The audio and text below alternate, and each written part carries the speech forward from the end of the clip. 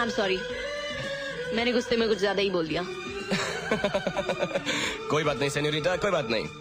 बड़े बड़े देशों में ऐसी छोटी छोटी बातें होती रहती हैं। जो होना था वो हो गया। अब आप मेरे साथ हैं, अब कोई गड़बड़ नहीं हो सकती। तुम आखिरी बार सीरियस कब हुए थे? अभी तक तो कभी नहीं, और आगे भी अगर होऊंगा तो सिर्फ एक ही बार सीरियस होऊंगा। कब?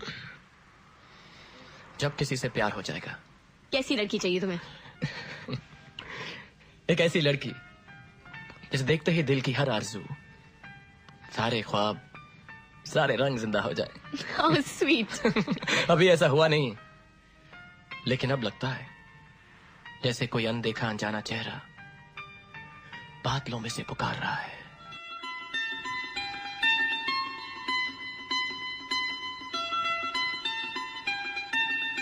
मुझे तुमसे प्यार हो गया है।